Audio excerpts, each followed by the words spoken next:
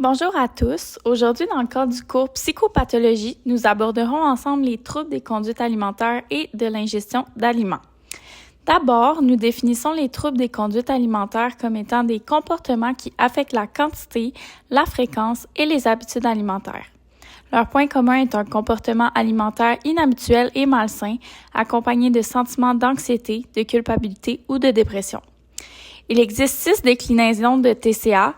D'abord, le pica, qui est un trouble caractérisé par l'ingestion impulsive et constante d'aliments non alimentaires, comme par exemple la terre, les pièces de monnaie, etc.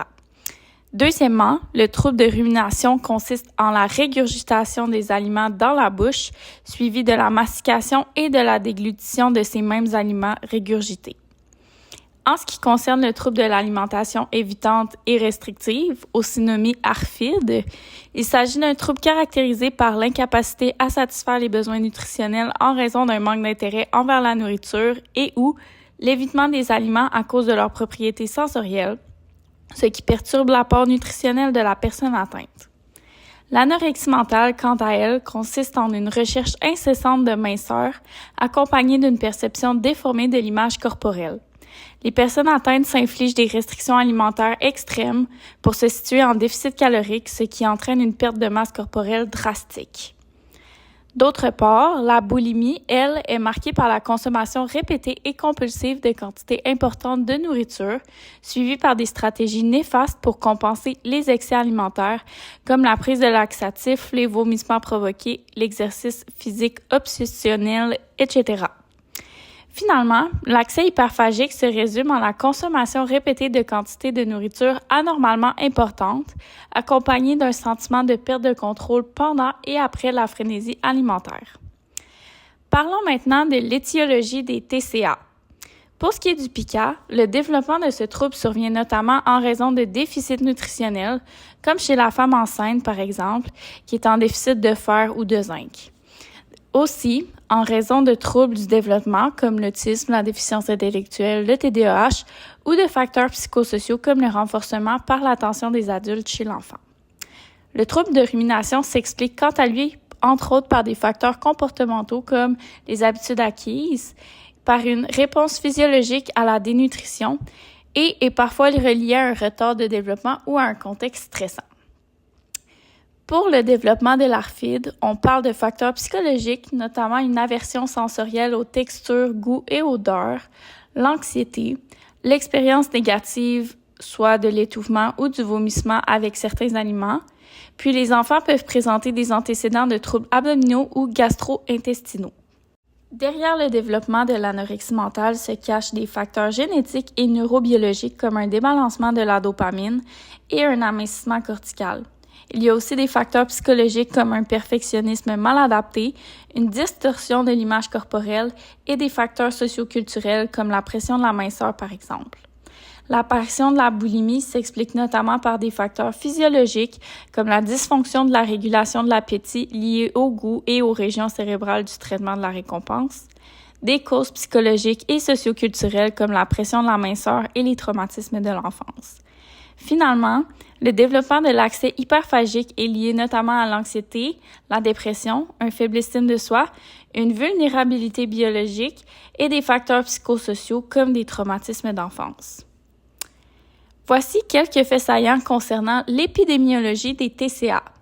Donc, pour ce qui est du pica, 3,8% des enfants du primaire en souffrent, 51,3% des femmes enceintes hispaniques en souffrent aussi.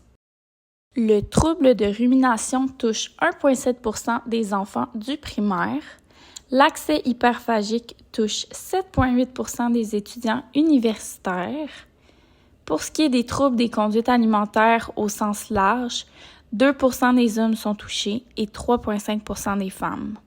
En ce qui concerne l'anorexie mentale, on a un ratio de 15 femmes atteintes pour 1 homme atteint. Puis pour ce qui est des troubles du comportement alimentaire et du sport, il existe une corrélation entre les sports comme la gymnastique, la lutte, la danse, l'équitation et le patinage artistique, qui sont des facteurs prépondérants pour développer un trouble du comportement alimentaire. Maintenant, nous allons aborder les diagnostics pour les différents troubles. 2 évaluations sont utilisées afin de diagnostiquer ces troubles.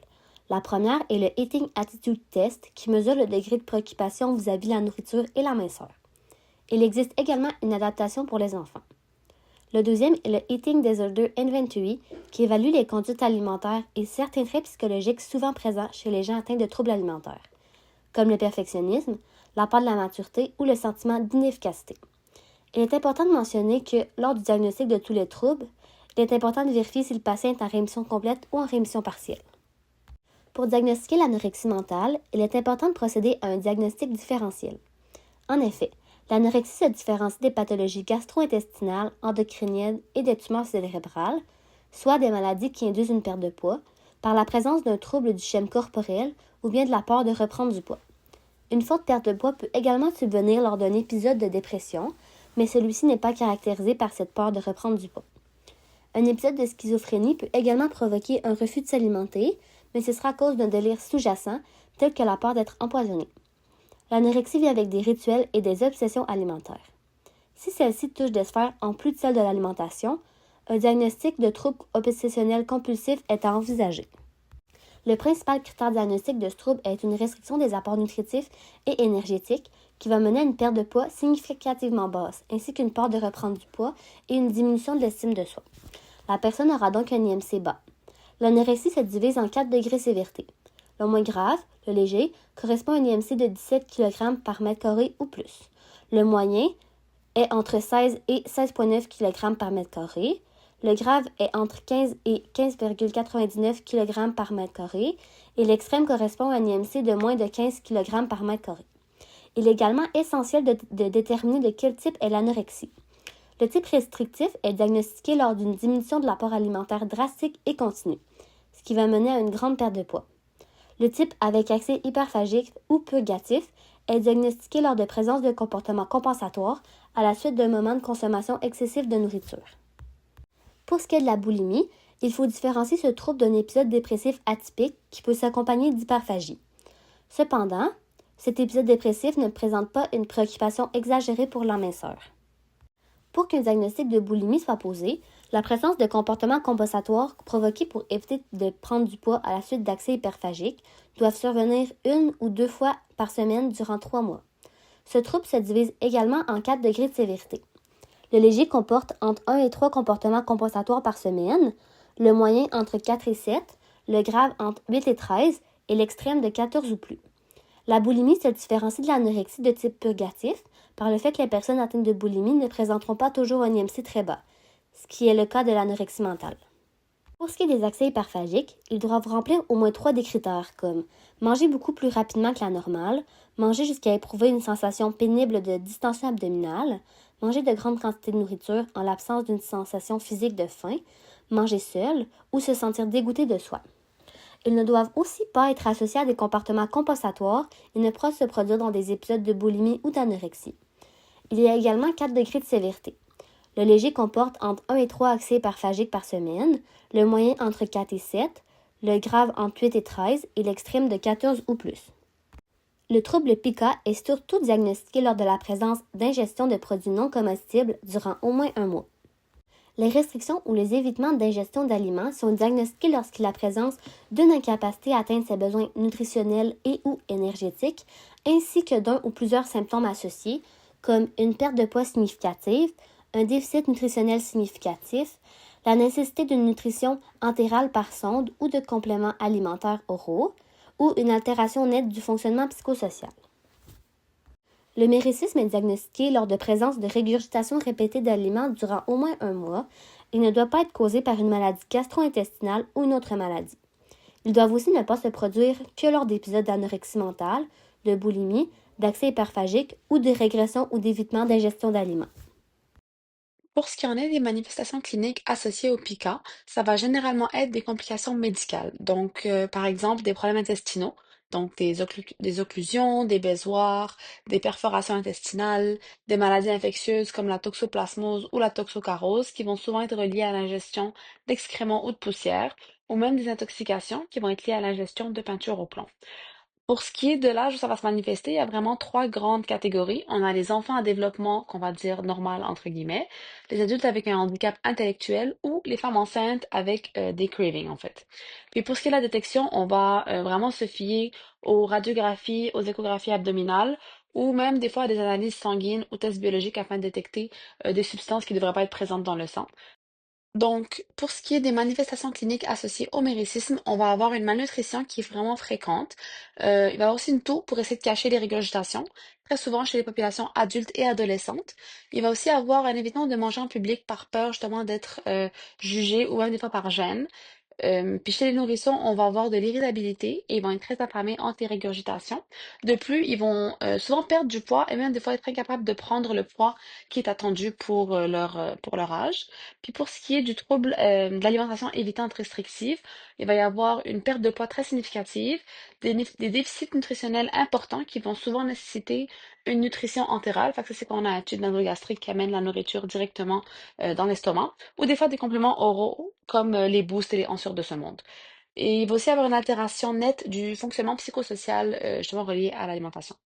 Donc maintenant, pour les manifestations cliniques associées à l'anorexie, on va avoir une sous-alimentation, un IMC qui est faible, de la malnutrition, une altération des fonctions physiologiques, de l'aménorrhée, donc ça c'est l'absence du cycle menstruel, et souvent aussi des dysfonctions des signes vitaux. Donc par exemple la pression artérielle, la fréquence cardiaque, la température corporelle, des fois on peut même voir l'altération de la pilosité corporelle et même des ongles qui sont très fragiles. Pour ce qui est de la boulimie, les gens peuvent souvent présenter un poids normal, donc la surcharge pondérale n'est pas automatiquement une manifestation clinique liée. Par contre, ça peut être une possibilité. Il va y avoir une possibilité d'aménorrhée ou de menstruation irrégulière, justement, due aux carences nutritionnelles.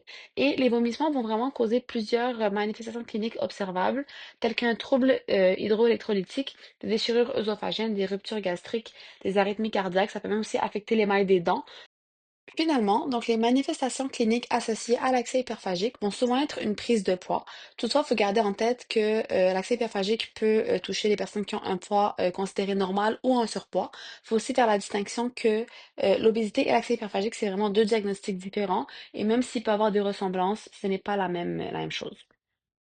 Donc, la catégorie diagnostique de tous les troubles dont on vous a parlé aujourd'hui entre dans troubles de conduite alimentaire et de l'ingestion d'aliments selon le DSM-5. Maintenant, nous allons nous attarder au rôle de l'ergothérapeute dans le traitement du trouble de l'alimentation évitante restrictive, dont l'acronyme est AFRID. Tout d'abord, l'ergothérapeute fera une entrevue semi-structurée avec la personne afin d'évaluer son profil occupationnel, c'est-à-dire sa participation dans les activités de la vie quotidienne, les loisirs, les activités productives, les activités sociales et même son sommeil. L'ergothérapeute peut aussi faire passer un test en lien avec le trouble AFRID. Cela va lui permettre de comprendre les enjeux de la personne en lien avec son trouble. Par exemple, un dédain pour la texture des aliments, pour l'apparence des aliments, etc. À la suite de cette entrevue, l'ergothérapeute et la personne vont mettre en place des objectifs pour améliorer la santé, la participation occupationnelle et le bien-être général. Voici maintenant quelques interventions dans le traitement du trouble AFRID. Tout d'abord, l'ergothérapeute va se concentrer sur les occupations de tout type, comme mentionné tout à l'heure. Son but sera de balancer toutes les occupations afin d'apporter un équilibre occupationnel à la personne. Une autre intervention est l'intégration à la communauté. L'ergothérapeute va supporter la personne et l'outiller dans les différents rôles qu'elle a dans sa vie. Par exemple, le rôle de parent, le rôle de travailleur et bien plus encore. Le développement de la capacité d'adaptation est utile pour les personnes ayant le trouble AFRID, car cela permet d'apprendre des techniques afin de se calmer lors des épisodes stressants. Par exemple, une personne peut ressentir un stress immense face à un plat ou à de la nourriture qui la sort de sa zone de confort. Avec de la pratique, la personne sera en mesure d'implanter dans sa vie quotidienne les techniques apprises. Cela lui permettra de mieux gérer son trouble et cela facilitera sa participation occupationnelle. Une autre intervention de l'ergothérapeute peut être de travailler la respiration de la personne. Respirer de manière adéquate aide à la formation du bol alimentaire et à la déglutition des aliments. L'ergothérapeute peut exposer la personne à de la nourriture qui la rend mal à l'aise. Le but est d'exposer la personne à plusieurs reprises pour diminuer le stress ou le sentiment de mal-être face à la nourriture non habituelle. De ce fait, l'ergothérapeute peut utiliser la stratégie d'incorporation de nourriture. Le but est d'augmenter le niveau de difficulté pour l'ingestion d'un aliment qui cause problème pour la personne. La stratégie se fait de manière graduelle. Par exemple, on peut faire manger quelque chose qui est apprécié par la personne et graduellement changer de nourriture ou de texture pour arriver à l'aliment qui crée un stress chez elle. Par exemple, on peut commencer par un bonbon aux fraises, puis du yogourt aux fraises, puis une compote aux fraises, et finir avec des fraises tout simplement. Une autre technique d'incorporation de nourriture serait de manger un aliment, mais de manière déconstruite. Par exemple, si le but est de manger une pizza, la personne commencerait par manger de la pâte à pizza, puis de la pâte à pizza avec de la sauce tomate. Ensuite, elle continuerait avec de la pizza, sauce tomate et du fromage. Puis viendrait l'ajout de viande, et la dernière étape serait de manger la pizza avec tous les ingrédients mentionnés en ajoutant les légumes. Une autre intervention pour aider les gens avec le trouble AFRID est l'interoception. C'est le fait d'être en mesure de comprendre les sensations qui se produisent dans notre corps et dans nos organes. Par exemple, avoir la nausée, sentir que nous sommes pleins après avoir mangé ou encore être ballonné. Le fait d'apprendre à reconnaître ces sensations aide vraiment les personnes avec ce trouble. En terminant, nous souhaitons mentionner que les troubles alimentaires sont en hausse dans la population mondiale. Nous savons que c'est encore un sujet tabou, mais il ne faut vraiment pas hésiter à en parler. Voici donc quelques numéros à contacter en cas de besoin.